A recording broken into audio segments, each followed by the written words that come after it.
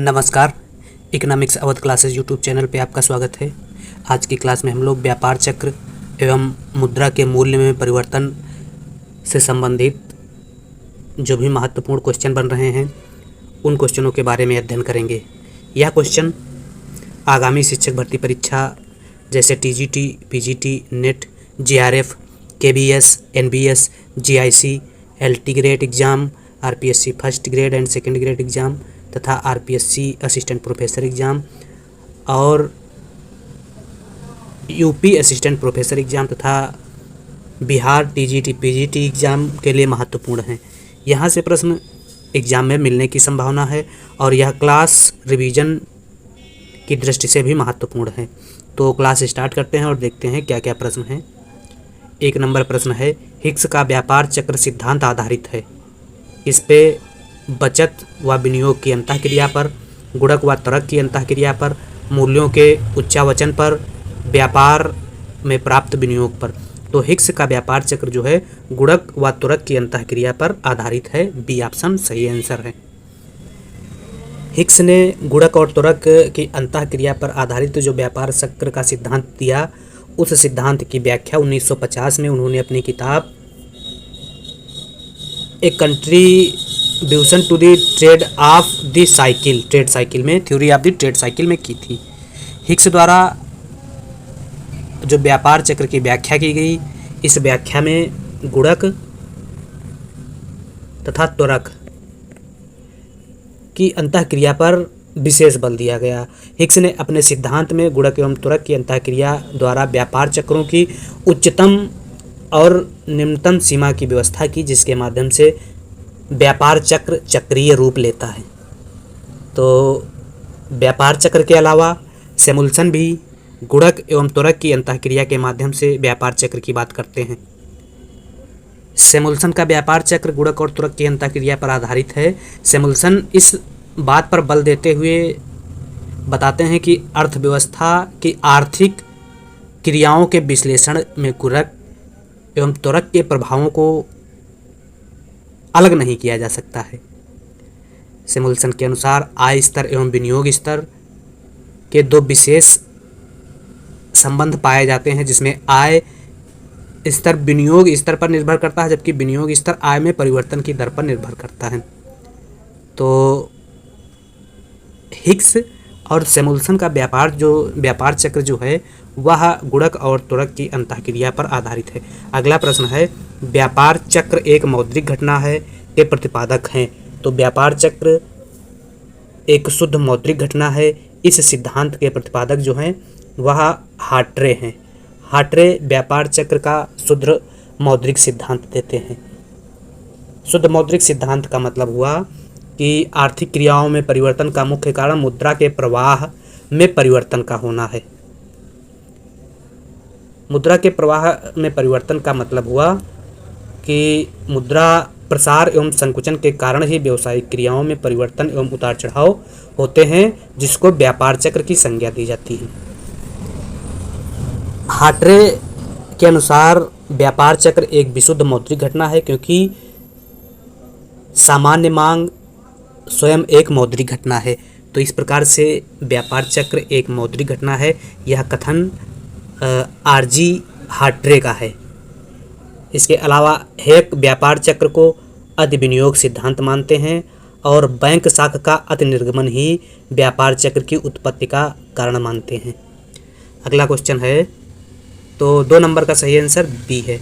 सैमुल्सन का व्यापार चक्र सिद्धांत आधारित है गुणक पर, त्वरक पर। गुणक तो सैमुल्सन का व्यापार चक्र भी गुणक और त्वरक सिद्धांत पर आधारित है। सी सही है। निम्न में से व्यापार चक्र की कौन सी अवस्था नहीं है? सुस्ती, तेजी, अवसाद, अतिसार। तो व्यापार चक्र की अतिसार अवस्था नहीं है। व्यापार चक्र की 4 अवस्थाएं हैं। 4 अवस्थाओं में समृद्धि की अवस्था, प्रतिसार की अवस्था, अवसाद या मंदी की अवस्था और पुनरुत्थान की अवस्था शामिल है। प्रतिसार, अवसाद, पुनरुत्थान, समृद्धि की अवस्था व्यापार की अवस्थाएं 4 अवस्थाएं हैं। अतिसार नहीं शामिल है। अतिसार की जगह प्रतिसार होता तो शामिल हो जाता। A contribution to the theory of trade cycle पुस्तक के लेखक, तो यह पुस्तक जो है हिक्स द्वारा, J.R. हिक्स द्वारा लिखी गई। शुम्पेटर ने व्यापार चक्र की अवस्थाएं बताई, तो शुम्पेटर ने व्यापार चक्र की 4 अवस्थाएं बताई थी। और शुम्पेटर का जो व्यापार चक्र है वह नवप्रवर्तन सिद्धांत से संबंधित है। नवप्रवर्तन सिद्धांत का मतलब हुआ ऐसे नवीन परिवर्तन से है जिसमें उत्पादन की वर्तमान तकनीक प्रविधियों में उद्यमियों का रूपांतरण कर दिया जाता है। अर्थात उत्पादन की प्रक्रिया में नए नए साधनों का जब प्रयोग किया जाता है तो उसे नवप्रवर्तन कहा जाता है। और नवप्रवर्तन की श्रेणियों में शुम्पेटर किसी नवीन वस्तु का उत्पादन, उत्पादन की किसी नवीन पद्धति का विकास, नवीन बाजार का सृजन, कच्चे माल के नवीन स्रोतों का विकास, औद्योगिक प्रबंधन एवं संगठन का पुनर्गठन की बात करते हैं। शुम्पेटर के अनुसार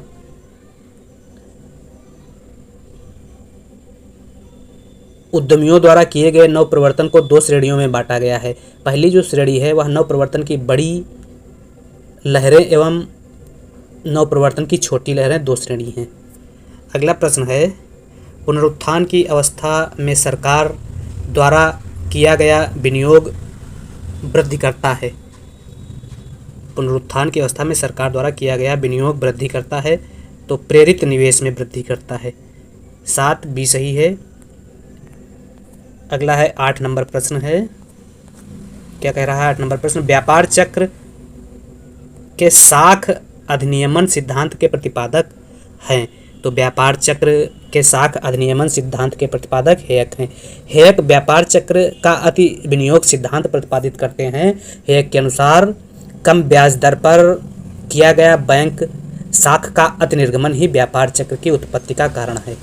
व्यापार चक्र की उत्पत्ति के लिए हेयक ब्याज की प्राकृतिक दर और ब्याज की बाजार दर को लेते हैं और व्यापार चक्र या उच्चावचनों का मूल कारण ब्याज की प्राकृतिक एवं बाजार दरों में असमानता को हेयक बताते हैं। तो शाख अधिनियमन सिद्धांत के प्रतिपादक जो हैं हेयक हैं। अगला, हिक्स के व्यापार चक्र में स्थिर माना गया है। गुणक तथा त्वरक का मूल्य स्थिर माना गया, सी सही है। 10 नंबर प्रश्न है, हिक्स का व्यापार चक्र की व्याख्या हैरड द्वारा प्रतिपादित विकास की इच्छित दर पर आधारित है, ए सही है। 11 नंबर प्रश्न, मुद्रा संकुचन में सर्वाधिक लाभ होता है। ऋणदाता को, ऋणी को, साहूकार को, ये सभी। तो मुद्रा संकुचन में या कह सकते हैं मंदी में जो सबसे ज़्यादा लाभ होता है वह ऋणी को होता है, बी सही है। मुद्रा संकुचन या मुद्रा विस्फीति किसे कहा जाता है? डिफ्लेशन कहते हैं। तो डिफ्लेशन एक प्रकार से मुद्रा संकुचन वह स्थिति है जिसमें मुद्रा का मूल्य बढ़ता है और वस्तु का मूल्य घटता है। अर्थात कह सकते हैं पीगू जो कहते हैं मुद्रा संकुचन मूल्यों के गिरने की वह स्थिति है जो उस समय उत्पन्न होती है जबकि वस्तुओं और सेवाओं का उत्पादन मौद्रिक आय की अपेक्षा अधिक तेजी से बढ़ता है। तो मुद्रा संकुचन की स्थिति में जो ऋण लेता है उसको लाभ होता है। अगला प्रश्न है, मुद्रा स्फीति का बचत व निवेश दर पर प्रभाव पड़ता है। कैसा प्रभाव पड़ता है? तो मुद्रा स्फीति का बचत व निवेश पर जो प्रभाव पड़ता है, बचत व निवेश घटता है, ये सही है। अगला 13 नंबर प्रश्न, निम्न में से कौन सा उपाय मुद्रा स्फीति को नियंत्रित करने में किया जाता है? तो मुद्रा स्फीति को नियंत्रित करने के जो उपायों में है वह सरकारी नियंत्रण, सार्वजनिक व्यय में कमी, सार्वजनिक वितरण प्रणाली का उचित उपयोग सभी हो जाएगा। 14 नंबर प्रश्न है, मुद्रा स्फीति, भारत में मुद्रा स्फीति की दर को प्रदर्शित करने के लिए किसका इस्तेमाल किया जाता है? तो भारत में मुद्रा स्फीति की दर को प्रदर्शित करने के लिए थोक मूल्य सूचकांक का प्रयोग किया जाता है, 14 ये सही है। 15 नंबर प्रश्न है, प्रसार अन्यायपूर्ण है, संकुचन अनुपयुक्त, दोनों में संकुचन ही अधिक बुरा है, यह कथन किसका है? तो यह कथन केन्स का है, ये सही है।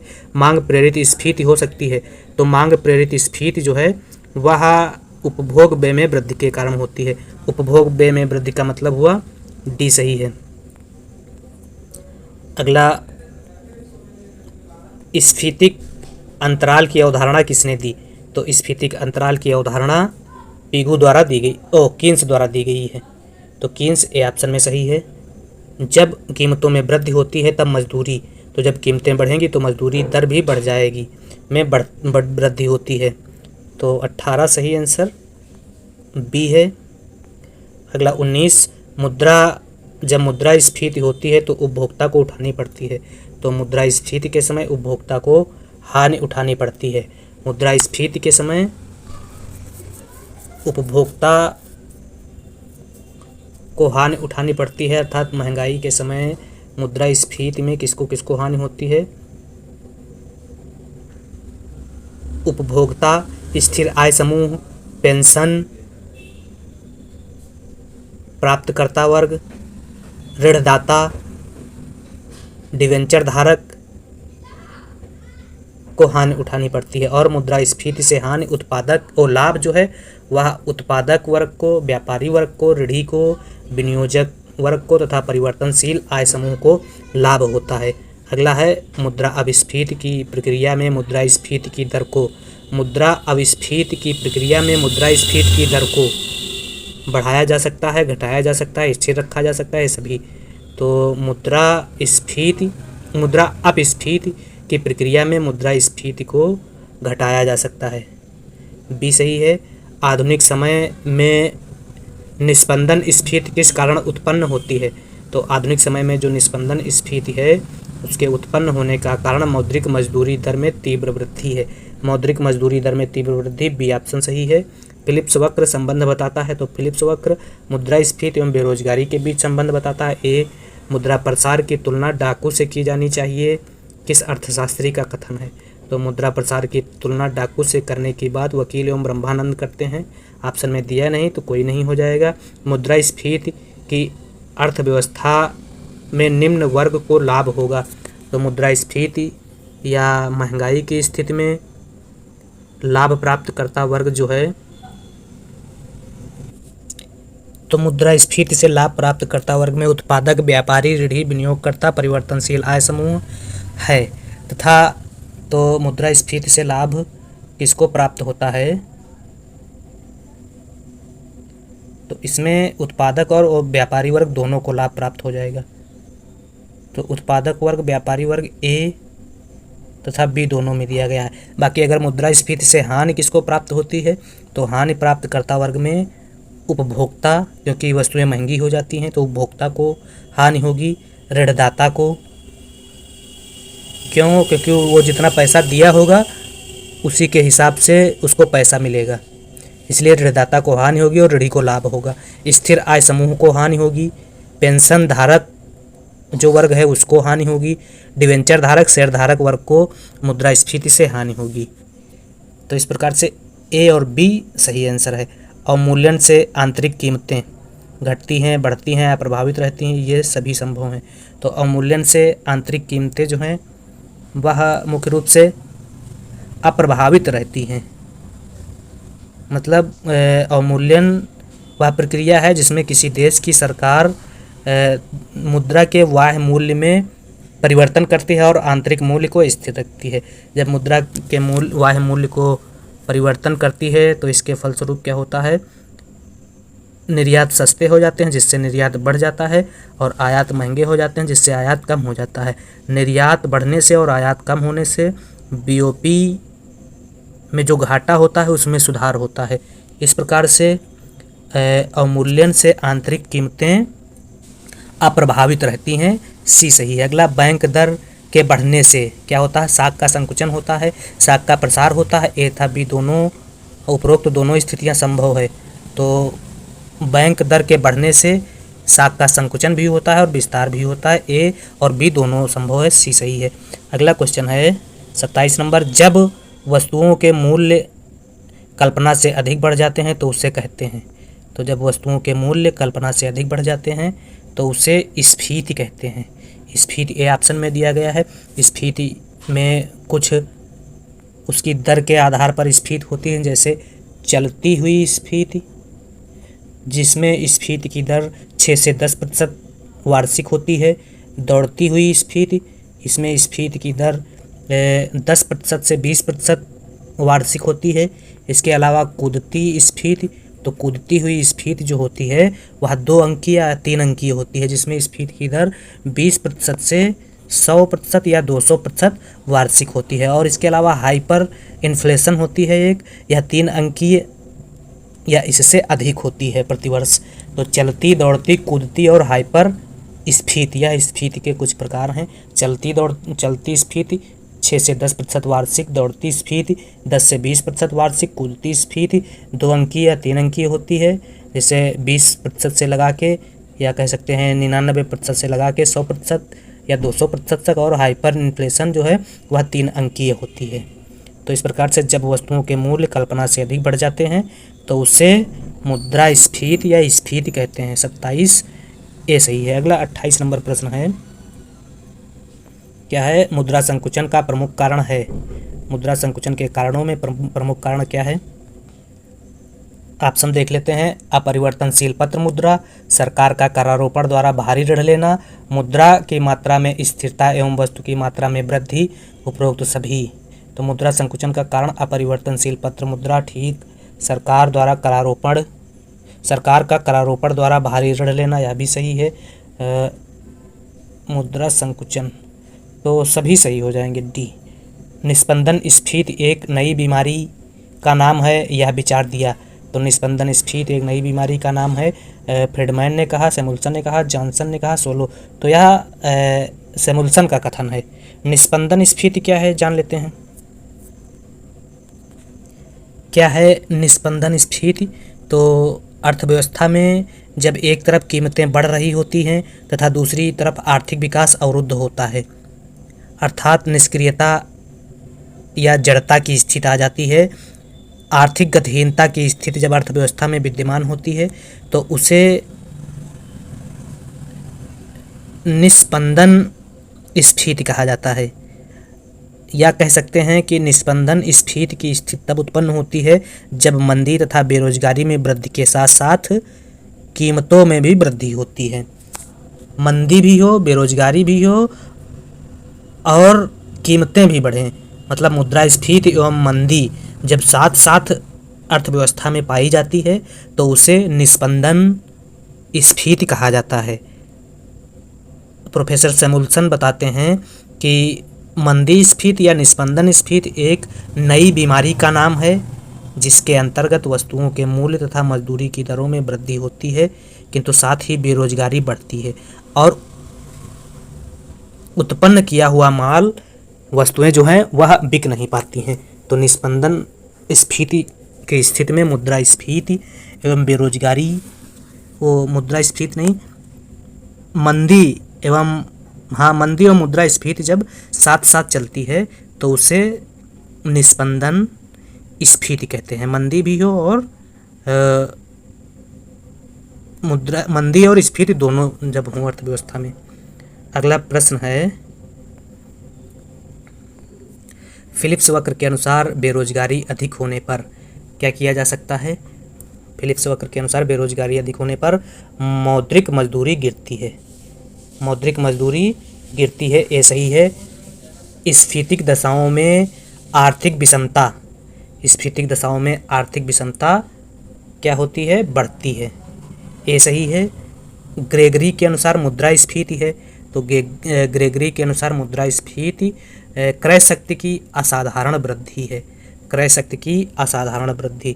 मुद्रास्फीति की परिभाषाओं में मुद्रास्फीति की परिभाषाओं में अर्थशास्त्रियों ने अलग अलग विचार दिए हैं परिभाषा में, जिसमें क्राउथर के अनुसार मुद्रास्फीति वह अवस्था है जिसमें मुद्रा का मूल्य गिरता है अर्थात वस्तुओं का मूल्य बढ़ता है। या पाल इंजिल कहते हैं कि मुद्रास्फीति उस असंतुलन की अवस्था का नाम है जिसमें क्रय शक्ति विस्तार के कारण वस्तु मूल्य में वृद्धि होती है। पिगू किन्स का मानना है कि मुद्रास्फीति कीमतों में वह वृद्धि है जो पूर्ण रोजगार अवस्था पहुंचने के बाद होती है। ये सभी प्रकार की कीमतों में वृद्धि को मुद्रास्फीति नहीं मानते हैं। तो किन्स क्या मानते हैं? किन्स या पिगू मानते हैं कि पूर्ण रोजगार की अवस्था के बाद जो कीमतों में वृद्धि होती है उसे मुद्रास्फीति कहा जाता है। अगर सामान्य अर्थों में मुद्रास्फीति की बात की जाए तो मुद्रास्फीति का अर्थ कीमतों की वृद्धि या मुद्रा के मूल्य में ह्रास से होता है। मुद्रास्फीति वह स्थिति होती है जिसमें कीमतों की सामान्य प्रवृत्ति आंतरिक रूप से कम होती है। अगला प्रश्न है 33 नंबर, व्यापारिक बैंक द्वारा उदार ऋण नीति का परिणाम है। तो व्यापारिक बैंक जब उदार ऋण नीति लाती है तो इससे मुद्रास्फीति जन्म लेती है। उदार ऋण नीति का मतलब हुआ बैंक दर CRR SLR जब कम कर देगी तो इससे अर्थव्यवस्था में मुद्रा पूर्ति अधिक हो जाएगी, जिससे क्या होगा, मुद्रास्फीति जन्म लेगी। अगला 34 नंबर, आर्थिक क्षेत्रों में शिथिलता का कारण है। तो आर्थिक क्षेत्रों में शिथिलता का कारण मुद्रा संकुचन कहलाता है या होता है। मुद्रास्फीति बढ़ने का कारण है अनुत्पादकीय व्यय का। मुद्रास्फीति बढ़ने का कारण अनुत्पादकीय व्यय का बढ़ना, भी सही है। कीन्स ने वास्तविक मुद्रास्फीति किसे कहा? तो कीन्स ने जो मुद्रास्फीति की बात कही वह पूर्ण रोजगार के बाद वस्तुओं की कीमतों में होने वाली वृद्धि वास्तविक मुद्रास्फीति, सी सही है। मिल्टन फ्रीडमैन के अनुसार दबी-स्फीति, तो मिल्टन फ्रीडमैन के अनुसार दबी-स्फीति जिसे कहते हैं खुली स्फीति से कम हानिकारक होती है, ये सही है। अगला 38 नंबर क्वेश्चन है, फिलिप्स वक्र को विकुंचित आकार के वक्र के रूप में किस अर्थशास्त्री ने प्रस्तुत किया? तो फिलिप्स वक्र को विकुंचित आकार के रूप में टोबिन ने प्रस्तुत किया। सी, मंदी के समय वांछित है। तो मंदी के समय कैसा बजट अतिरेक का, संतुलित, घाटे का, सभी आ सकते हैं। तो मंदी के समय सरकार को घाटे का बजट लाना चाहिए। घाटे का बजट मंदी के समय, घाटे का बजट जब आएगा तो ज़्यादा से ज़्यादा पैसा विभागों को जारी किया जाएगा, जिससे ज़्यादा निवेश होगा और अधिक निवेश होने से रोजगार बढ़ेगा, उत्पादन बढ़ेगा, जिससे अर्थव्यवस्था मंदी से बाहर निकलेगी। और मुद्रास्फीति के समय सरकार को अतिरेक का बजट लाना चाहिए। जब अतिरेक का बजट आएगा तो अतिरेक के बजट में सरकार थोड़ा कम पैसा विभागों को जारी करेगी, जिससे कम निवेश होगा, कम उत्पादन होगा एक संतुलित स्तर में, और स्फीति की समस्या से निपटा जा सकेगा। तो यह प्रश्न इम्पॉर्टेंट है कि मंदी के समय सरकार घाटे का बजट लाती है और मुद्रास्फीति के समय या स्फीति के समय सरकार अतिरेक का बजट लाती है। अगला प्रश्न है 40 नंबर, स्फीतिक दशाओं में ऋणी एवं ऋणदाता वर्ग क्रमशः प्राप्त करते हैं। तो स्फीतिक दशाओं में ऋणी को, मुद्रास्फीति में ऋणी को लाभ होगा और ऋणदाता को हानि होगी। तो ऋणी को लाभ होगा और ऋणदाता को हानि होगी। मुद्रास्फीति में ऋणी को लाभ होगा और ऋणदाता को हानि होगी। तो लाभ हानि, सी ऑप्शन सही है। ऋणी को लाभ क्यों होगा मुद्रास्फीति में? जो ऋण लेगा वह ज़्यादा पैसा प्राप्त करेगा और ऋणदाता जो पैसा वापस करेगा वह उसी रेट में वापस करेगा जो पहले लिया होगा। तो इसलिए मुद्रास्फीति में ऋणी को लाभ होगा और ऋणदाता को हानि होगी। अगला, आधुनिक समय में निस्पंद स्फीति, स्टैगफ्लेशन किस कारण उत्पन्न नहीं होती है? तो निस्पंद स्फीति या निस्पंदन मुद्रास्फीति या स्टैगफ्लेशन वह स्थिति है जिसमें मुद्रास्फीति एवं मंदी साथ साथ देखने को मिलती है। और यहाँ पूछा गया है आधुनिक समय में किस कारण उत्पन्न नहीं होती है? तो मौद्रिक मजदूरी में तीव्र वृद्धि के कारण उत्पन्न नहीं होती है, बी सही है। अगला, स्टैगफ्लेशन से आशय है। तो स्टैगफ्लेशन से आशय जिसमें विस्फीति के साथ बेरोजगारी होती है या प्रसार के साथ बेरोजगारी। तो मुद्रास्फीति के साथ जहाँ पर बेरोजगारी या मंदी की स्थिति होती है तो उसी को स्टैगफ्लेशन कहते हैं। जहाँ पर मुद्रास्फीति एवं बेरोजगारी या मंदी साथ साथ में रहती है उसे स्टैगफ्लेशन कहते हैं। मुद्रास्फीति एवं बेरोजगारी साथ साथ, बी ऑप्शन सही है। जब मुद्रा की पूर्ति में वृद्धि होती है तो वस्तुओं के मूल्य, तो मुद्रा की पूर्ति में जब वृद्धि होगी तो वस्तुओं के मूल्य बढ़ जाएंगे। जब अर्थव्यवस्था में मुद्रा ज़्यादा होगी तो मुद्रास्फीति उत्पन्न होगी, अर्थात वस्तुओं के मूल्य बढ़ जाएंगे। मुद्रा ज़्यादा होगी तो मुद्रा का जो वैल्यू है वह घट जाएगा और वस्तु का मूल्य बढ़ जाएगा। अगला है, जब देश में मुद्रा की मात्रा बढ़ जाने से स्फीति उत्पन्न हो जाती है तो इसे जब देश में मुद्रा की मात्रा बढ़ जाने से स्फीति उत्पन्न हो जाती है तो इसे चलन स्फीति के नाम से जाना जाता है। ए, आर्थिक विकास के लिए मुद्रास्फीति आवश्यक है, कथन है, कुछ सीमा तक सत्य है।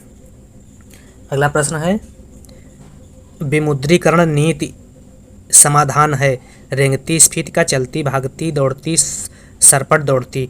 तो विमुद्रीकरण नीति जो है सरपट दौड़ती स्फीति का समाधान है, या दौड़ती स्फीति का समाधान है। 46 डी सही है।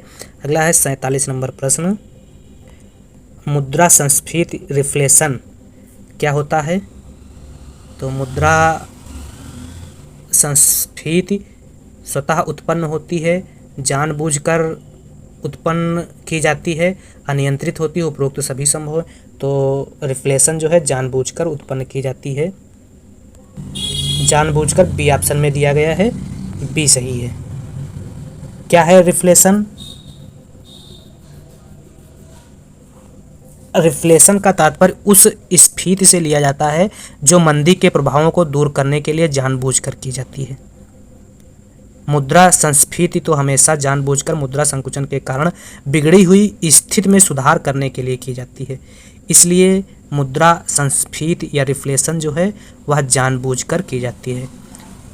अगर सटीक परिभाषा की बात की जाए तो मुद्रा संकुचन के कारण वस्तुओं के मूल्यों में गिरावट आ जाती है और देश में बेरोजगारी बढ़ जाती। इस स्थिति को सुधारने के लिए जानबूझकर साख और मुद्रा की मात्रा में वृद्धि करके वस्तुओं के मूल्य में वृद्धि करने का जो कार्य किया जाता है वह रिफ्लेशन कहलाता है, मुद्रा संस्फीति कहलाता है। तो मुद्रा संस्फीति में जो है मुद्रा संस्फीति को जानबूझकर उत्पन्न किया जाता है। क्यों उत्पन्न किया जाता है? मंदी से निपटने के लिए। तो 47 बी सही है। 48 नंबर प्रश्न है, स्फीतिक दशाओं में व्यापार शेष। तो स्फीतिक दशाओं में व्यापार शेष कैसा होता है?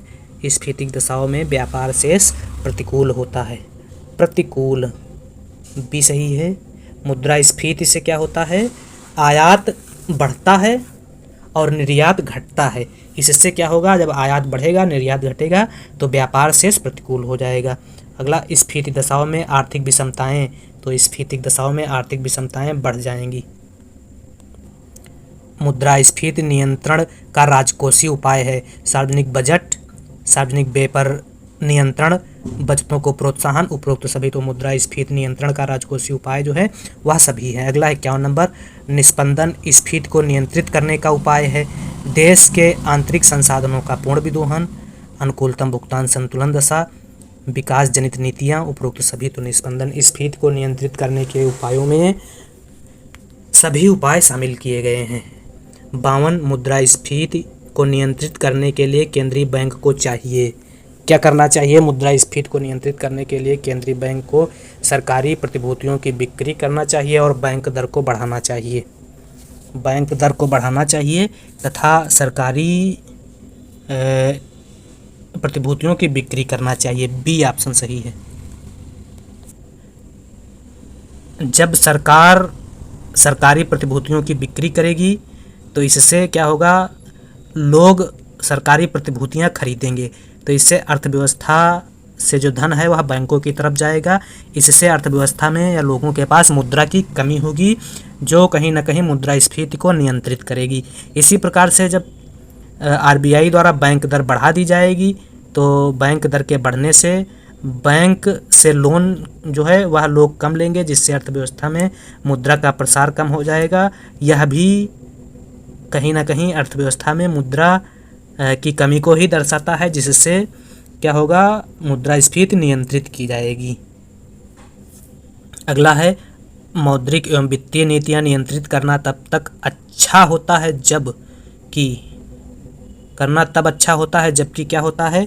पूर्ण रोजगार की अवस्था में से नीचे अर्थव्यवस्था में मुद्रा प्रसार हो, ये सही है।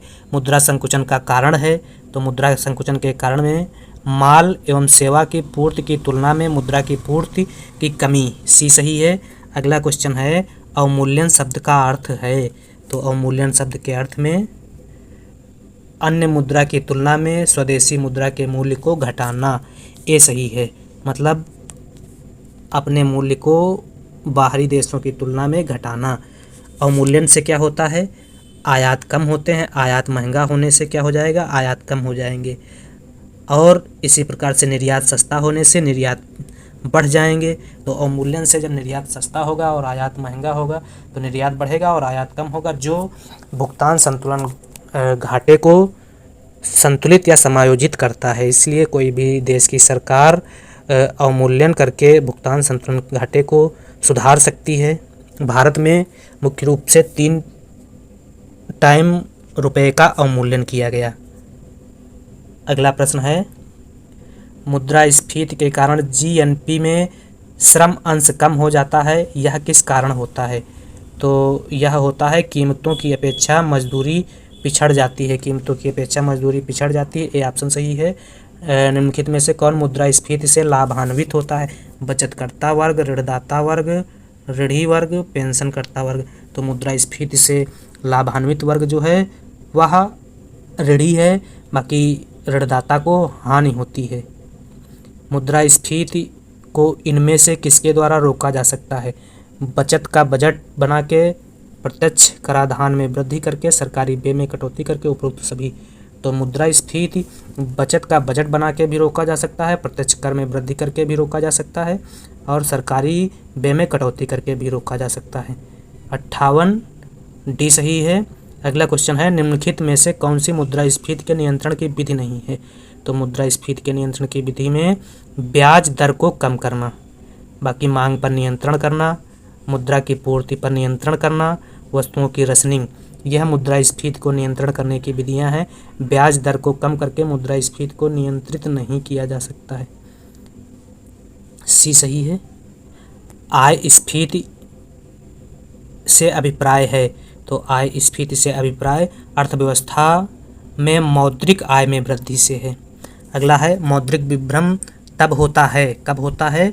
जब तभी महत्वपूर्ण है जब मुद्रास्फीति धीमी होती है, परंतु भागती स्फीति में यह समाप्त हो जाता है, एक सही है। और स्फीति की गति को कम कर देता है, 1 और 3 सही है, बी।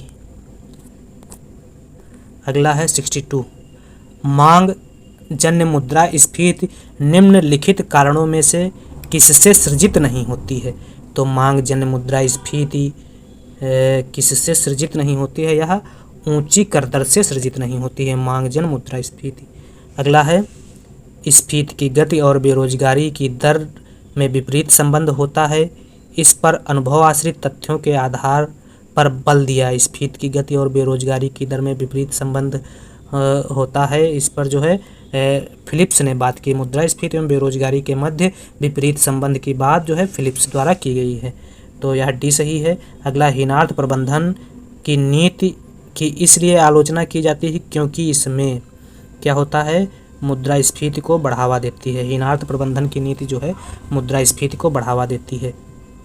अगला है मुद्रास्फीति के संरचनात्मक दृष्टिकोण के अनुसार स्फीति होती है क्योंकि क्या होती है, अर्थव्यवस्था के विभिन्न क्षेत्रों में संतुलित विकास नहीं होता है। देश में बिकने वाला उत्पाद और निर्यात के लिए किया जाने वाला उत्पाद भिन्न दरों से बढ़ता है। उपभोग वस्तुओं का उत्पादन करने वाले उद्योगों की विकास गति पूंजी वस्तुओं का उत्पादन करने वालों से तेज या धीमी होती है, उपरोक्त सभी सही हैं। अगला है दबी मुद्रास्फीति में उपभोग की मात्रा, तो दबी मुद्रास्फीति में उपभोग की मात्रा घटती है, ये सही है। अगला प्रश्न है प्रसार के दुष्प्रभाव सबसे कम होते हैं, तो प्रसार के दुष्प्रभाव जो हैं सबसे कम वह एक ऐसी फर्म जिसने विगत वर्षों में बड़े पैमाने के ऋण अपने प्लांट के विस्तार के लिए रखे हों, सी सही है। और 68 का सही आंसर जो है वह ए है। 69 फिलिप्स वक्र के अनुसार बेरोजगारी दर 5.5% के बाद क्या हो जाएगी? मौद्रिक मजदूरी गिरती है और ऋणात्मक हो जाती है। फिलिप्स वक्र के अनुसार बेरोजगारी दर 5.5% के बाद मौद्रिक मजदूरी गिरती है और ऋणात्मक हो जाती है। सी। और मौद्रिक नीति नियंत्रित करती है। तो मौद्रिक नीति जो है केवल मांग प्रेरित मुद्रा प्रसार को नियंत्रित करती है। मांग प्रेरित मुद्रा प्रसार, ये सही है।